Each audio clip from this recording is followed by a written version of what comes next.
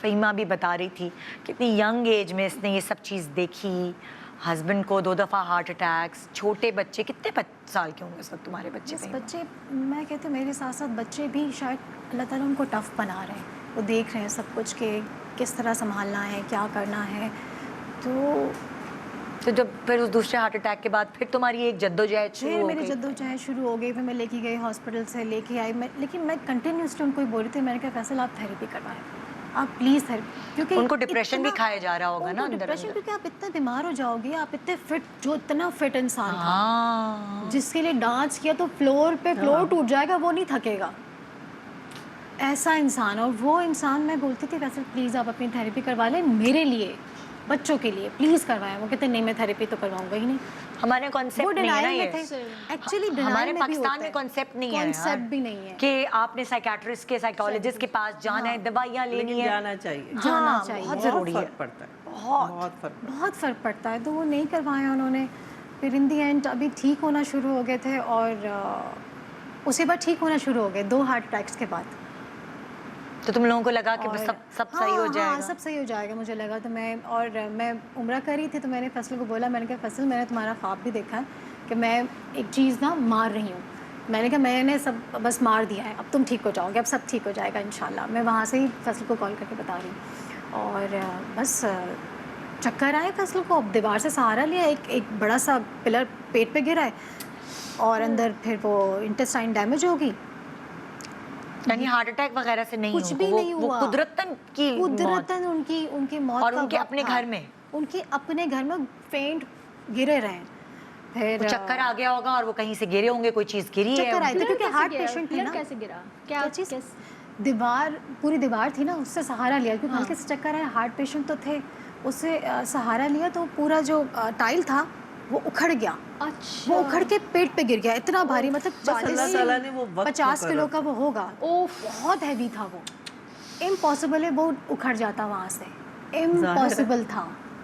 وہ کیسے ہل سکتا ہے؟ انہوں نے اپنا سارا وزن دیا ہوگا نا سہارا لینے کے لیے. انہوں نے سارا وزن دیا اور وہ ان کے اوپر گر گیا. سارا وزن دینے سے بھی کبھی نہیں اکھڑ سکتا. آپ جا کے، میں بھی ابھی کسی پہ کبھی نہیں، لیکن اللہ کی طرف وہ موت کا وقت تھا. اور پھر اس کے بعد ہاسپٹل بھی نہیں گئے، کہتے نہیں میں ٹھیک ہوں، ہلکا پیٹ میں درد ہے. تم وہاں عمرے پہ تھی، اللہ کے گھر. لیکن مجھے وہاں نا ایک عجیب سی گھبراہٹ، بے چینی، مجھے کچھ اچھا نہیں لگ رہا تھا. اور میں وہاں مدینے میں ایسی گمسم بیٹھی ہوئی ہوں، تو لوگ فینس بھی مجھے ملتے تھے. تو ایک فین مجھے ملی، کہتی ہیں کہ آپ اتنی گمسم بیٹھی ہوئی، مجھے اتنی اچھی لگ رہی ہیں، آپ یہ پرمٹ لے لیں میری طرف سے ریاض الجنہ کا. کیا لے لیں؟ ریاض الجنہ کا. اس نے اپنا پرمٹ دے دیا؟ اپنا پرمٹ مجھے دے دیا، جو امپاسبل ہے کہ کوئی اپنا پرمٹ ریاض الجنہ کا آپ کو دے دے کہ جائیں آپ روزہ مبارک پہ چلے جائیں. میں نے کہا تھینک یو، آپ اتنی بڑی چیز آپ مجھے دے رہی ہیں. تو میں بہت خوش ہوا. لائن صبح میرے 6 بجے کا ٹائم تھا، میں لائن میں گئی ہوں، اور اندر جا کے ندا میں اتنا روئی. میں اس دن اتنا روئی. درود اکبر بہت بڑا ہوتا ہے، اور میں درود اکبر، میری بھانجی مجھے کہہ رہی خالہ چلے. میں نے کہا نہیں، آج تو میں درود اکبر پورا پڑھ کے یہاں سے جاؤں گی. پھر مجھے ایک بہت خاص جگہ جہاں جو نے کور کیا ہوا تھا، جو ریاض الجنہ کی جگہ ہے، وہاں نماز نہیں پڑھ سکتے. تو میں نے وہاں شرطی سے بولا کہ میں یہاں نماز پڑھ سکتی ہوں، کیونکہ وہاں سب فل ہو گیا تھا، جو روزہ مبارک کے بالکل سامنے جگہ ہوتی ہے. کہتی ہاں پڑھ لو نماز. اور مجھے وہاں بھی جگہ مل گئی، میں نے وہاں بھی نماز کی. اور پھر میں نے فیصل کی صحت کی بھی دعا کی، اللہ تعالیٰ فیصل کو صحت عطا فرمائے. اور وہاں سے پھر نمازیں پڑھ کے میں گھر آ کے میں کہتی ہوں ایک سکون سا آیا مجھے کہ ہاں میں نے آج ماشاء اللہ بہت عبادات کی ہیں، اللہ تعالیٰ نے مجھے توفیق نصیب کی. گھر آئی ہوں تو سسر کی کال آئی ہوئی تھی کہ فیصل تو ہاسپٹل میں ایڈمٹ ہے، بہت میجر اس کی سرجری ہوئی ہے لیکن سکسیزفل ہو گئی. میں نے کہا شکر الحمدللہ. لیکن پھر میرا دل نا تسلی میں نہیں آ رہا تھا، بے چینی تھی مجھے. اور اس دن وہاں پہ چاند رات تھی، ایک دن پہلے وہاں پہ عید ہوئی تھی نا. مجھے بے چینی شروع ہو گئی. مجھے لگا جیسے کہ اب کچھ ہونے والا ہے، یہ مجھے فیلنگ شروع ہو گئی. وہ چاند رات گزری، اب سب نے کہا مہندی لگا لو. میں نے کہا نہیں مجھے مہندی نہیں لگانی. اور بھانجی نے بھی کہا خالہ مہندی تو لگا لیں، چیزیں کر لیں. میں نے کہا نہیں چھوڑو. ریڈ کلر کا جوڑا لے کے گئی عید پہ پہننے کے لیے. ہماری عید ہو گئی ایک دن پہلے، میں نے نہیں جوڑا پہنا، میں نے تیاری نہیں کی، دل ہی نہیں تھا میرا. پھر میں نے کہا اللہ تعالیٰ ناراض ہوں گے کہ تیاری کرنی چاہیے. عید کا دن آپ پورے رمضان کے روزے رکھتے ہیں، عبادات کرتے ہیں، اور اتنی بڑی جگہ پہ تو عید تو منانا ضروری ہے. پھر میں نے تیاری کر کے میں نے سفید جوڑا اپنا نکالا اور سفید پہنا. اور میں نے کہا فیصل کو سفید جوڑا بہت پسند تھا، تو دیکھتا تو بہت خوش ہوتا، کیونکہ وہ ہمیشہ مجھے عید پہ سفید ہی بناتا تھا. تو سفید پہن لیا. پھر کھانا نہیں کھایا میں نے. بھانجی بڑی خالہ آ کے کھانا کھا لیں. میں نے کہا نہیں, مجھے میرا دل ہی نہیں ہے, مجھے نہیں اچھا, جب تک میں فیصل سے بات نہیں کروں گی نا تب تک میں کھانا نہیں کھاؤں گی. وہاں مجھے اطلاع آ گئی کہ ہی از نو مور, ان کا انتقال ہو گیا. بس میرا تو وہاں یہ آپ لاسٹ عید کی بات کر رہی ہیں؟ جی ابھی جو عید گزری ہے اسی پہ. تو میں تو بالکل میرا عجیب میری حالت. تو وہاں سے پھر ہم لوگ ٹیکسی میں جو نکلے ہیں, وہ ٹیکسی والا پریشان, سب پریشان ہوں, میں چیخ چیخ کے رو رہی ہوں. میں کہ یہ نہیں ہو سکتا, یہ نہیں, یہ ہو ہی نہیں سکتا. اور پھر مجھے تھا کہ میں اس کے ساتھ نہیں تھی اس وقت میں, کیونکہ ہر وقت میں ہی ہوتی تھی اس کے ساتھ, ہر بیماری میں, اس بیماری میں, اس میں نہیں تھی. مطلب میں تمہیں اپنی زندگی کی, یہ ہماری ایک عجیب سی چیز ہے. یاسر کی امی ہمارے ساتھ رہتی تھی, میں اپنی امی کی سب سے بڑی بیٹی تھی, ہر چیز میں ہم لوگ ان کے ساتھ رہے.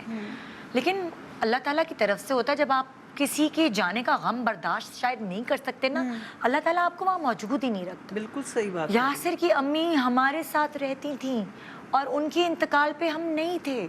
میری امی جو ہیں ہر وقت گھڑی گھڑی ہم پہنچ جاتے تھے ادھر, اور میں ان کے انتقال پہ, میں سب سے کمزور دل ہوں اپنی بہنوں میں اور بھائی میں, تو ہمیں وہاں اللہ تعالیٰ نے نہیں رکھا اس وقت جب وہ اس دنیا سے جا رہے تھے. بالکل صحیح کہہ رہی ہے. اپنے میاں کے ساتھ جڑی ہوئی, ان کے گھر والے سارے پاکستان سے باہر, ہر چیز میں تم ان کے ساتھ رہی, اور جب ان کے جانے کا ٹائم تھا اللہ تعالیٰ نے تمہیں اپنے گھر پہ رکھا. مجھے تو صبر ہی نہیں آ رہا تھا, مجھے نہیں صبر آ رہا تھا. میں نے کہا میں کیوں نہیں ساتھ تھی اللہ تعالیٰ, میں ساتھ کیوں نہیں تھی فیصل کے اس وقت میں کیوں نہیں تھی ساتھ. تو سب نے مجھے یہی سمجھایا, فہیمہ تم اس لیے نہیں تھی, تم برداشت نہیں کر سکتی تھی. صحیح بات ہے. کہتے اس کے لیے بھی مشکل ہوتا جانا, تم جب سامنے ہوتی تو اس کے لیے بھی جانا مشکل, اس کے لیے اب یہ اس وقت پہ یہ بیوہ ہو گئی جب اس کے بچے چھوٹے, جب اس کے بچوں کی پڑھائی کا زمانہ, جب بچوں کی شادی کرنی ہوتی ہے, نوکری پہ لگنا, پوری اب آگے ایک پہاڑ جیسی زندگی اس کے ساتھ.